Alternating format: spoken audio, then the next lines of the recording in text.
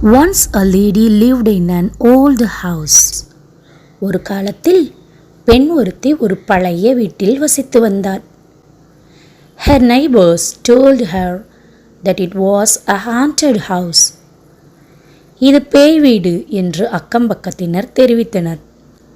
But the lady did not believe the neighbors. ஆனால் அந்த பெண் அக்கம் பக்கத்தினரை நம்பவில்லை. When the lady was living in the house, அந்த பெண் வீட்டில் வசிக்கும்போது, she was happy to see that the house was completely furnished.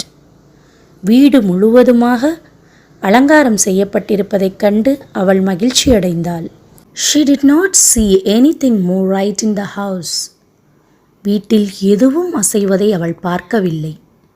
On the day of the first night in the house, முதல் நாள் இரவான அன்று அந்த வீட்டில் she got into bed in a very good mood. அவள் மிகவும் நல்ல மனநிலையில் படுக்கையில் ஏறினாள். She was just going to sleep when she heard an odd sound way off in some distance. அவள் தூங்கப் போகிறாள். அப்போது தொலைதூரத்தில் இருந்து ஒரு வித்தியாசமான சத்தம் கேட்டது. My home, my home, my home. என் வீடு, என் வீடு, என் வீடு. She tried to ignore the sound at first, but she could not. அவள் முதலில் சத்தத்தை புறக்கணிக்க முயன்றாள், ஆனால் அவளால் முடியவில்லை. Finally, she decided to get out of bed and investigate the sound. இறுதியாக அவள் படுக்கையில் இருந்து எழுந்து சத்தம் எங்கிருந்து வருகிறது என்று ஆராய முடிவு செய்தாள். When she opened her bedroom door, the sound became louder. அவள் படுக்கை அறை கதவை திறந்ததும் சத்தம் அதிகமாகியது. My home, my home, my home. என் வீடு, என் வீடு, என் வீடு. The lady walked down the hallway. அந்த பெண் நடைபாதையில் நடந்தாள். Then the sound got louder. அப்போது அந்த சத்தம் அதிகமாகியது. My home, my home, my home. என் வீடு, என் வீடு, என்னோட வீடு. She saw a shadow flicker across the glass, a human-like shape. கண்ணாடியின் குறுக்கே மனிதனைப் போன்ற நிழல் ஒன்று நகர்வதை பார்த்தாள். But then there was a knock on the door. ஆனால் அப்போது கதவு தட்டப்பட்டது. The wind was howling through the naked trees. இலைகள் உதிர்ந்த மரங்கள் வழியாக காற்று ஊளையிட்டது. The branches snapping dry leaves, crunching, crackling under seemingly enormous boots running. ஒடிஞ்ச கிளைகளிலிருந்து உதிர்ந்த இலைகள் மிகப்பெரிய பூட்ஸ் கால்கள் ஓடியதால் நசுங்கி நொறுங்கியது.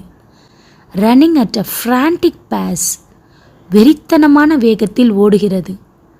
Running to escape the howls, the roars, the spark of energy. அலறல்கள், கர்ஜனைகள், தீப்பொறியின் ஆற்றல் ஆகியவற்றிலிருந்து தப்பிக்க வெறித்தனமாக ஓடியது. The thunder as it yells louder than ever.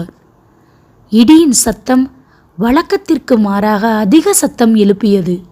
Suddenly she saw a little girl sitting on a rotating rocking chair. திடீரென ஒரு சிறுமி சுழலும் நாற்காலியில் அமர்ந்திருப்பதை பார்த்தாள். Her house? No one knows well, except for herself, of course. ஒருவேளை அவ வீடா இருக்குமோ? யாருக்கு தெரியும்? அவளை தவிர நிச்சயமா அவளோட வீடா இருக்கலாம். She sat on the chair with numerous insects scuttling around her feet, crawling up her legs. அவள் அந்த நாற்காலியில் அமர்ந்திருந்தாள்.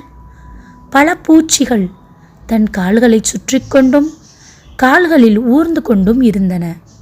Some even made it to her arms and neck, and yet she did not move an inch. அவற்றில் சில அவள் கைகளிலும் கழுத்திலும் கூட ஊறிக்கொண்டிருந்தது. ஆனாலும் அந்த சிறுமி ஒரு அங்குலம் கூட நகரவில்லை. Boom! Another almighty yell of thunder. மற்றொரு சர்வ வல்லமையுள்ள இடிமுழக்கம். Suddenly the floor of an old house split up and the lady fell into the utter darkness. திடீரென்று அந்த பழைய வீட்டின் தளம் பிளந்தது. அந்த பெண் முழு இருளில் விழுந்தாள். The sounds come again. This is my home. சத்தம் மீண்டும் வருகிறது. இது என் வீடு.